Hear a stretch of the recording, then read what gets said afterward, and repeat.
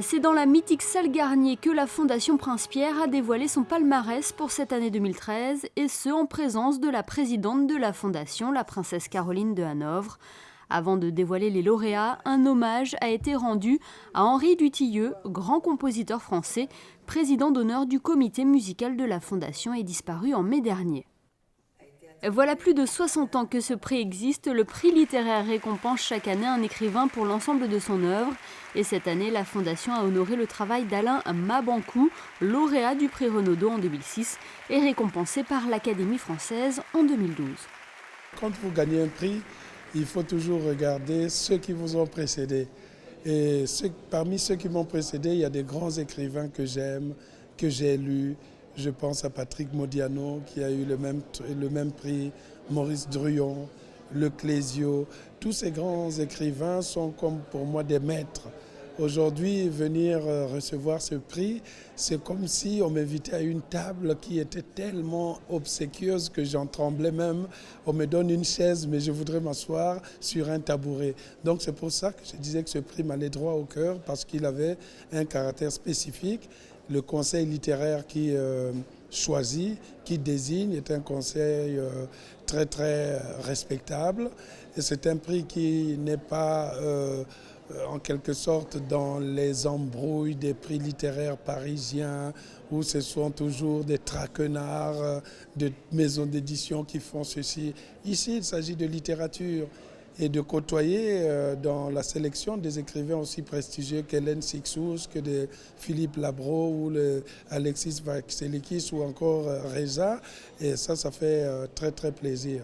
Pour moi, c'est la littérature qui a triomphé aujourd'hui. Les lycéens ont eu un coup de cœur pour le livre de Chloé Schmitt, Les Affreux, l'histoire d'un homme qui perd l'usage de son corps. Pas tout à fait mort, plus réellement vivant, il assiste, impuissant, au spectacle d'un monde sur lequel il n'a plus prise, une histoire qui a séduit le jury de lycéens. Nous avons choisi Chloé Schmitt pour l'originalité de son thème, le handicap.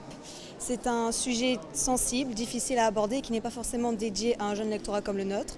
Donc c'est effectivement cela qui nous a plu. Et voilà. Yannick Granek a reçu la bourse de la découverte pour la déesse des petites victoires. Son ouvrage revient sur le travail d'une jeune documentaliste qui cherche à récupérer des archives sur Kurt Gödel auprès de sa femme. Kurt Gödel, l'un des plus grands mathématiciens du XXe siècle. Je ne reviens pas parce que je pense que j'ai toujours pas réalisé que déjà on veuille bien me lire, en fait, tout simplement. Évidemment, on peut pas, je ne pourrais pas dire que je l'ai écrit pour ne pas être lu, mais c'est tellement miraculeux, surtout sur un sujet qui a priori est complexe et qui effraie beaucoup de gens. Quand on dit le mot mathématicien, on a à peu près les 3/4 d'une salle qui se vide. Donc je suis ravie et je crois au miracle, voilà, ça y est. Pour une extrême rationaliste, je crois au miracle. Et d'entendre quelques extraits de votre livre lu par Fanny Ardant, qu'est-ce que l'on ressent ?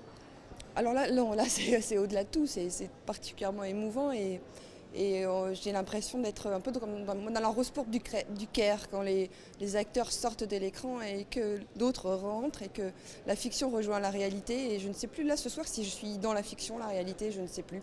Dites-moi si je suis réelle, vous pouvez me le dire ? Je pleurerai, non de jalousie pour sa robe de meringue blanche. Vous venez de l'entendre, Fanny Ardant était présente à la salle Garnier ce mardi soir. L'actrice a lu un extrait du livre de chaque lauréat. À noter que d'autres prix ont été remis lors de cette soirée. Toshio Sokawa a reçu le prix du coup de cœur des jeunes musiciens pour son œuvre Horn Concerto, Moment of Blossoming.